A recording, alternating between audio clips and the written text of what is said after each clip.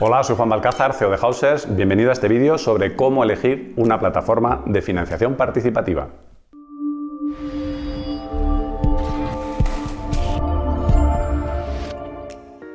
Hay varias plataformas de crowdfunding y crowdlending en las que se puede invertir, tanto en Europa como fuera de Europa. A veces se hace complicado elegir dónde invertir con tanta oferta y tanto ruido.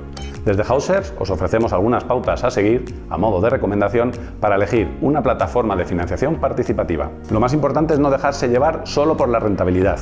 Hay que dedicar tiempo a entender el modelo de cada plataforma, lo que ofrece y qué alternativas o mecanismos tienes si algo sale mal en la inversión. Profundiza siempre en la plataforma. Muy importante también es que la plataforma esté regulada en el país donde resides. Esto sería lo ideal, pues da mucha más protección. Si no es así, al menos que esté regulada en el país de origen de la plataforma. La regulación implica que la plataforma cumple con requisitos básicos y que tiene procedimientos adecuados. También que hay una auditoría de los proyectos y de los procedimientos. Y finalmente garantiza que si algo ocurre, hay algún cauce donde reclamar más allá del cauce judicial.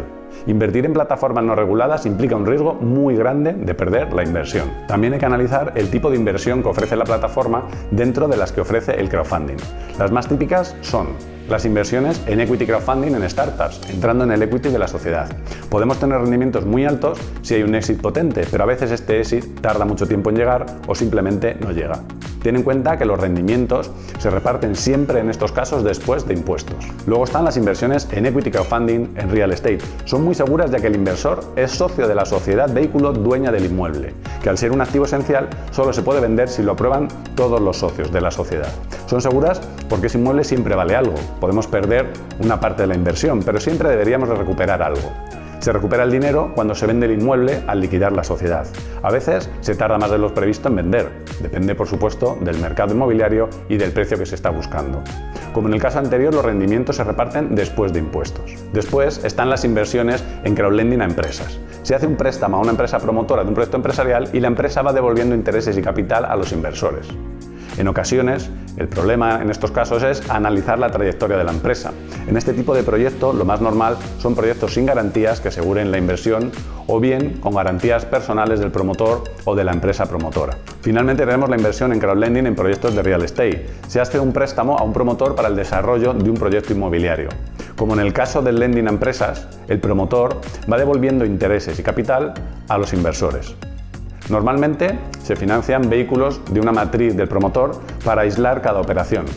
Con garantías hipotecarias estos proyectos tienen lo mejor de las inversiones del equity, es decir, la garantía, una mejor fiscalidad comparada con el equity, el pago de intereses es más rentable que un reparto de dividendos y requiere de menos gestiones al ahorrarnos las asistencias a juntas para aprobar, por ejemplo, cuentas o la venta del inmueble, que es lo que ocurre en el caso de los equity. En la zona de estadísticas hay que analizar las cifras de la plataforma, proyectos financiados, cerrados, defaults, volúmenes de inversión, usuarios registrados, etc.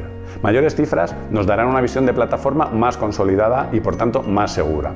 Aunque la plataforma cumpla con todos los requisitos que hemos comentado hasta ahora, a veces las inversiones simplemente no salen bien. Otro aspecto fundamental es analizar qué va a hacer la plataforma en caso de que un promotor no devuelva el capital prestado. Lógicamente esto no aplica a los proyectos de equity, ya que en esos proyectos el inversor es parte de la sociedad, pero en los proyectos de lending sí, y la plataforma debe tener muy claro qué hacer en estos casos.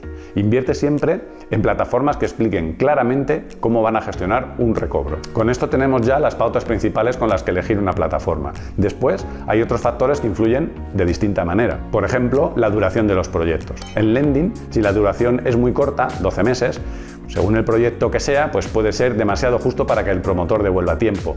Si es muy larga, más de 36 meses, por ejemplo, es que la operación es compleja. En equity siempre debes de tener en cuenta que las rentabilidades son estimadas, ya que dependerán del exit que se pueda realizar en la compañía. También hay que mirar los contratos de inversión y el contrato de mandato que el inversor le da a la plataforma. Hay contratos de inversión abusivos, con cláusulas en las que, por ejemplo, el inversor le cede el control de su préstamo a la plataforma, o términos y condiciones que pueden cambiar unilateralmente sin avisar al inversor. Ojo con esto. Si la plataforma ofrece un análisis de riesgo, el scoring, es importante poder ver y entender cómo lo calcula la plataforma.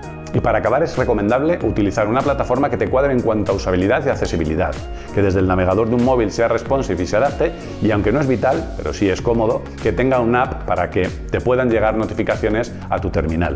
El idioma, por supuesto, también puede ser importante para algunos inversores. Bueno, hasta aquí el resumen de pautas recomendables a seguir a la hora de invertir en una plataforma de financiación participativa.